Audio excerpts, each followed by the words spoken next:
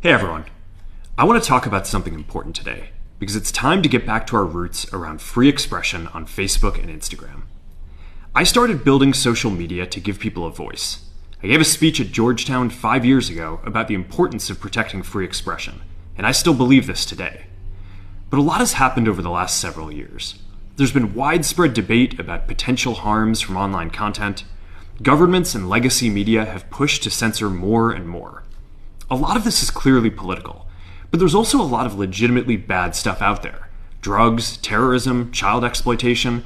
These are things that we take very seriously, and I want to make sure that we handle responsibly. So we built a lot of complex systems to moderate content. But the problem with complex systems is they make mistakes. Even if they accidentally censor just 1% of posts, that's millions of people. And we've reached a point where it's just too many mistakes and too much censorship. The recent elections also feel like a cultural tipping point towards once again prioritizing speech. So we're going to get back to our roots and focus on reducing mistakes, simplifying our policies, and restoring free expression on our platforms. More specifically, here's what we're going to do. First, we're going to get rid of fact checkers and replace them with community notes similar to X, starting in the US. After Trump first got elected in 2016, the legacy media wrote non-stop about how misinformation was a threat to democracy. We tried in good faith to address those concerns without becoming the arbiters of truth. But the fact-checkers have just been too politically biased and have destroyed more trust than they've created, especially in the US. So over the next couple of months, we're going to phase in a more comprehensive community notes system.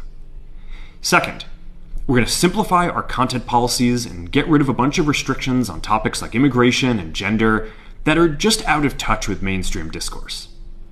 What started as a movement to be more inclusive has increasingly been used to shut down opinions and shut out people with different ideas, and it's gone too far. So I want to make sure that people can share their beliefs and experiences on our platforms.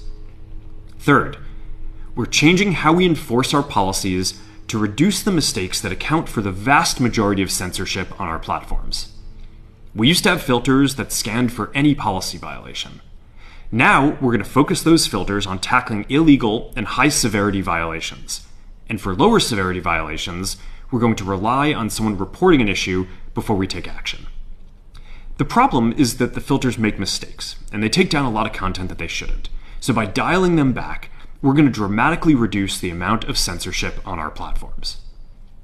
We're also going to tune our content filters to require much higher confidence before taking down content. The reality is that this is a trade-off. It means we're going to catch less bad stuff, but we'll also reduce the number of innocent people's posts and accounts that we accidentally take down. Fourth, we're bringing back civic content. For a while, the community asked to see less politics because it was making people stressed. So we stopped recommending these posts. But it feels like we're in a new era now, and we're starting to get feedback that people want to see this content again. So we're going to start phasing this back into Facebook, Instagram, and Threads while working to keep the communities friendly and positive. Fifth, we're going to move our trust and safety and content moderation teams out of California, and our US-based content review is going to be based in Texas. As we work to promote free expression, I think that it will help us build trust to do this work in places where there is less concern about the bias of our teams. Finally, we're going to work with President Trump to push back on governments around the world that are going after American companies and pushing to censor more. The US has the strongest constitutional protections for free expression in the world. Europe has an ever-increasing number of laws institutionalizing censorship and making it difficult to build anything innovative there. Latin American countries have secret courts that can order companies to quietly take things down. China has censored our apps from even working in the country. The only way that we can push back on this global trend is with the support of the US government. And that's why it's been so difficult over the past 4 years when even the US government has pushed for censorship. By going after us and other American companies, it has emboldened other governments to go even further. But now we have the opportunity to restore free expression, and I am excited to take it. It'll take time to get this right, and these are complex systems. They're never going to be perfect. There's also a lot of illegal stuff that we still need to work very hard to remove. But the bottom line is that after years of having our content moderation work focus primarily on removing content, it is time to focus on reducing mistakes, simplifying our systems, and getting back to our roots about giving people voice.